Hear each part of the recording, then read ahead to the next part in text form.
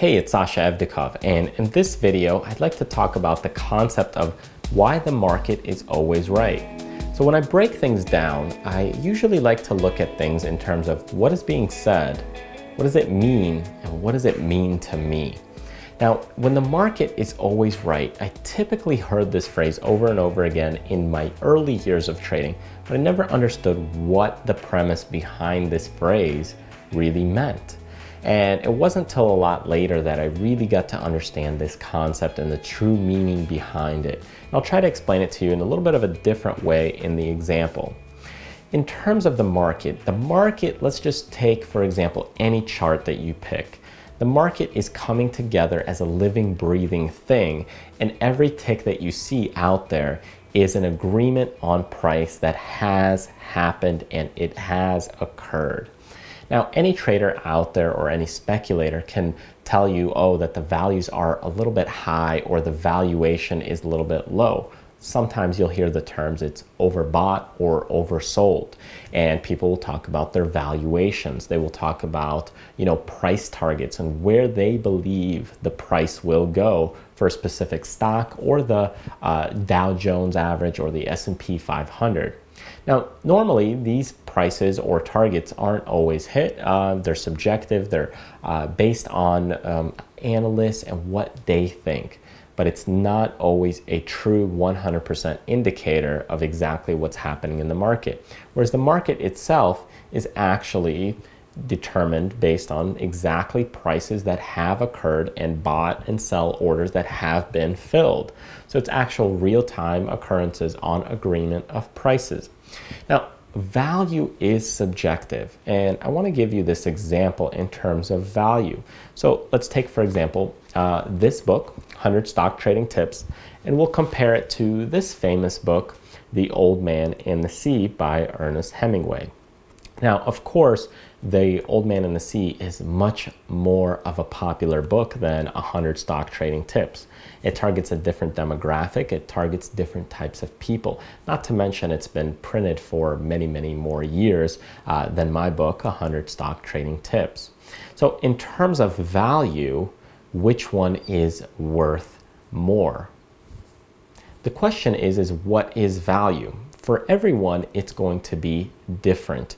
For a person who's interested in a pleasurable read, The Old Man and the Sea might give them more value. And more value meaning more pleasure, more benefits from the book. Now, for a person that's interested in the markets to learn about the stock market, obviously the 100 Stock Trading Tips book would be more valuable to them. Now, if you compare them to size, some people like to take a look at books in terms of size and which one will be more valuable based on size. And this isn't always the case because bigger doesn't always mean better. It's just that this one is more related to stock trading tips and it would give you more value for stock trading, and this one is more related to a pleasurable read or a story or lessons that you can gain from the story. Now, if we take a bigger book, let's just say this one right here, and it's French for Dummies, and this is a much bigger book than the 100 Stock Trading Tips, as you can see, much thicker as well. So this book is definitely a lot bigger and has a lot more content.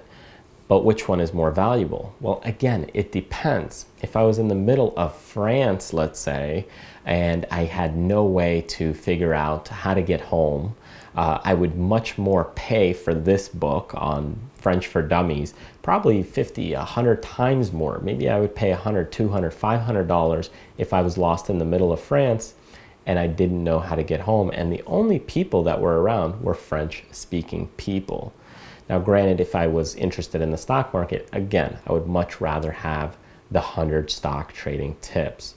So when it comes to stocks and you have different types of stocks or you have different types of things that you're looking at into investing, which one has more value will depend on different people's opinions and perspectives. Some people value more technology companies or language companies or educational companies. Other people value maybe coal companies, railroad companies. So value really is subjective. So you don't know exactly which one is correct or what value is really true, because what will happen will be depending on what the market agrees on. So every time a party gets together and creates a fill order or creates an agreement, a buy or sell order takes place, then that is the result of the market. And that's why the market is never wrong. It's always right, because you're always creating a reflection of the orders that are taking place. Thanks for watching, and thanks for sticking with me in this video training series.